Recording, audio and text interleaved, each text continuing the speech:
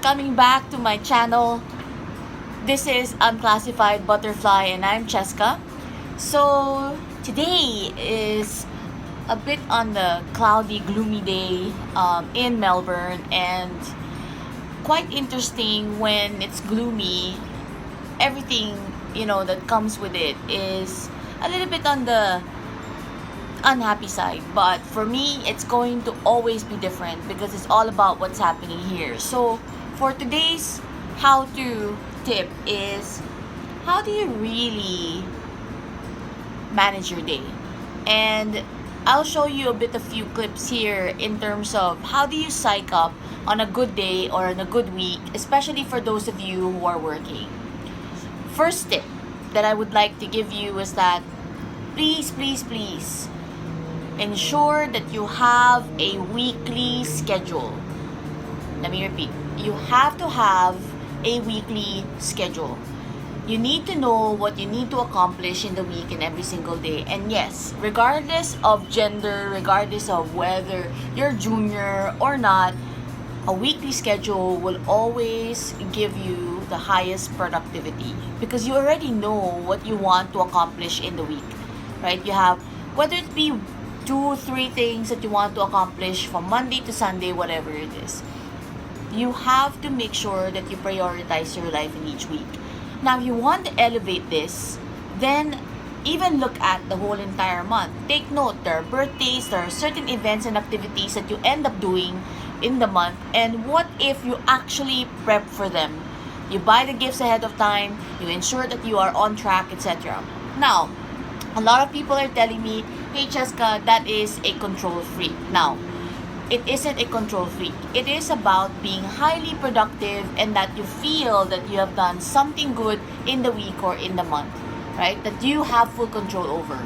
Second, and one of the most important bit is that when you do put a schedule in the week, I mentioned this earlier, you have to know exactly what's important for you.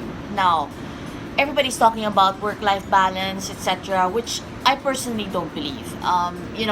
Maybe you can get that work-life balance when you're about to retire or slowing down. But when you're in a career path and you're in the boom, boom, boom, you want to climb up and you're in your zone, right? So, many times you will end up sacrificing one or the other, right? So whether it be family time, personal time, or your work time. So I would say still in the week, you have to learn which one is most important so that at the end of the week, you still know you've accomplished that. And if you want to again elevate this, same thing when it comes to a month or even months, right? So you have to know exactly what your important key things that you want to ensure you accomplish in the week or in the month or months. Now, the third element of this is, as you know your schedule and you prioritize your week, you have to make sure that you document, if not document, you actually line it up, right? You write down when you want to accomplish it. Yeah, you prioritize it in the week, you schedule it in the week, but you have to have timelines alongside with it, right? So sometimes some of the things that you're doing is not a one-time activity. It's actually a series of activities that are interdependent, or you have to do this before you can actually do that, etc. So you have to make sure that when you actually do all these things, you are very, very clear that you want to accomplish this on this date, because if you don't do it on this date, there's another thing that will be impacted. Now, some of you are going to ask, hey Cheska, how about workouts, etc. Same thing. In the morning, it's all about meditation, so it's up to you. Different strokes for different folks, and same thing to each its own, but you have to make sure that you line those three up. So one is ensure that you have your schedules throughout the week, if not the month, you have a clear idea of what you want to accomplish. And then two, you know your priorities alongside with that you need to ensure that you do hit the mark.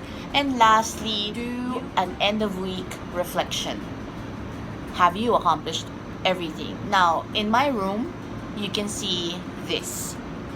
This is my vision board of what I need to accomplish in the week, which I replenish. And I love Post-its. I think I'm a stockholder of Post-its, honestly, because I'm just so in love with it. And And so what I do at the end of the week is that I put it down, the post-its, renew it if I need to. If sometimes I don't accomplish everything, which is fine, right?